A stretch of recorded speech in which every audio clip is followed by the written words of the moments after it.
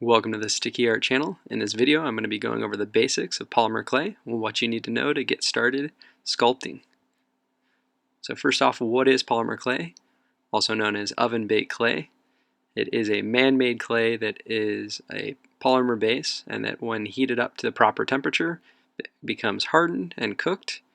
There's a lot of different brands out there: Fimo, Sculpting, Kato, Cernit, and a lot of different, also from the different brands, characteristics that they have, from soft to harder clay, also ones that are less prone to cracking. I'll leave links in the video description below of the products that I've used in the past that I've been happy with, including Sculpting 3, as well as what I'm using today, Sculpting Soufflé. If you're just getting started, I definitely don't think you need anything fancy. I'd recommend an inexpensive plastic set. And there's also a nicer one that I found online that I'm ordering, or in the process of ordering, that was a 20-piece set. Has some metal pieces in there as well for under, I believe, $15. Also, I do like using an X-Acto knife. It's got a metal pen that I also have used as a roller, as well as a texturizer once the blade is taken out. And then also using it to cut the actual polymer clay. So Sculpting Soufflé, I've been really happy with this before. I've actually used it in all of my other small characters. I really like this set as a beginner just because it comes with pretty much all the colors that you need. You can definitely mix a lot of them to get some other colors that are not included. But just starting off, you already have a lot of colors. The other thing with polymer clays is that they can be actually painted after they're fully baked.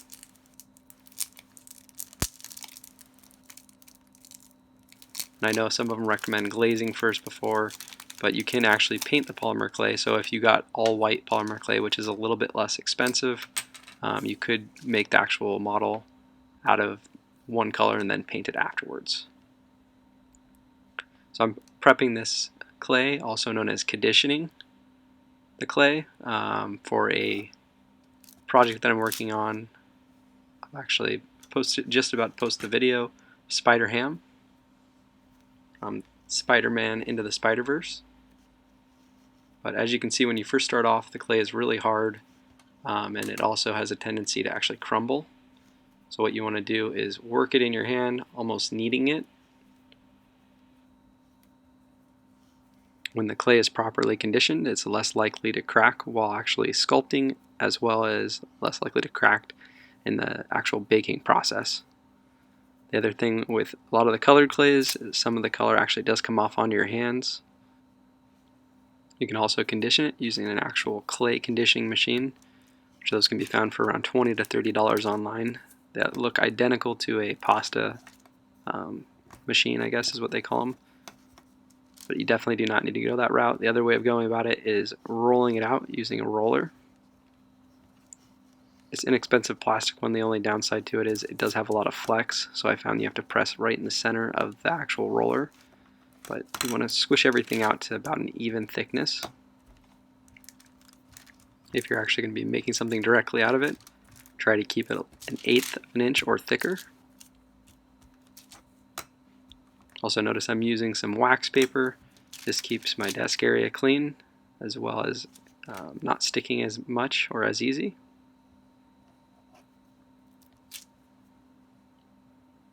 So there we go, that's about 1/8 of an inch thick. This is a plastic knife. Just wanted to show off that it does a perfectly fine job of cutting the clay, just like the X-Acto knife.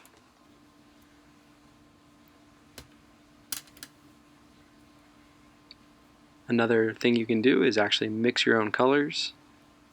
During the conditioning process of the clay, if you cut up or mix in two different colors, you can combine them and get a mixed color.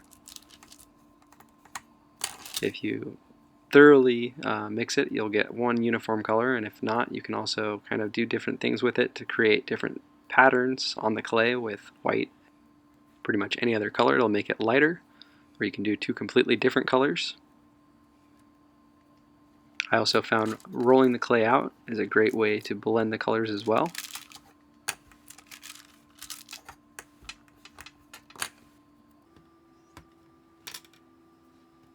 I'm going to show one other kind of way of blending.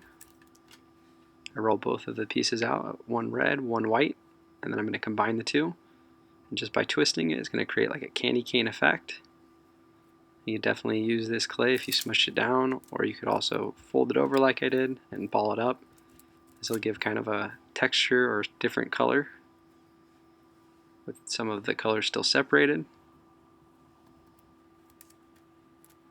A lot of the fun is just playing around with it when you mix two colors, so you can actually do that again, twist it up, and get even kind of crazier colors. Kind of reminds me of like a mint that you'd get at the after dinner.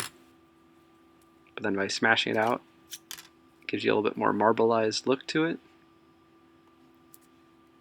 Once you have the clay conditioned and the right color, you're ready to make something out of it. This is part of my spider ham clay tutorial. I start off with a foil base or a skeleton base to save on clay, and I wrap everything in about an 1/8 inch of actual polymer clay. So as you can see, I'm rolling everything out and then starting from the bottom and working my way up.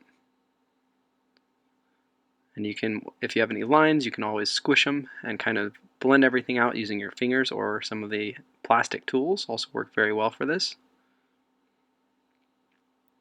A lot of the tools with the round end, it's almost looks like a ball tip end, are really good for pressing the clay and getting everything smooth. I just use the flat end to kind of shape pieces like this heart, as well as move them around and make them flatter. As you can see, got a really flat heart. It's got a good shape to it that I made out of some of the polymer clay that I got some crazy kind of colors out of. This would make a great charm, or just something to cook alongside, or even put on a figurine or something that you're working on. Another thing I like about the Sculpey souffle is that it is very soft when it is conditioned, and it's pretty easy to add little pieces of clay on after the fact and then smooth them out, like I'm doing here on Spider Ham with his hands. Another thing to keep in mind is that polymer clay can be painted after it is fully baked. However, in a lot of my clay tutorials, I show how I use thin pieces of clay, going over it and then shaping the clay on top of other colors to create some detailed effects. Once you're done sculpting, you're going to want to put everything in the oven at the specified temperature depending on what kind of clay you use. And that should be on the box. For Sculpey souffle, it's 275 degrees for 30 minutes.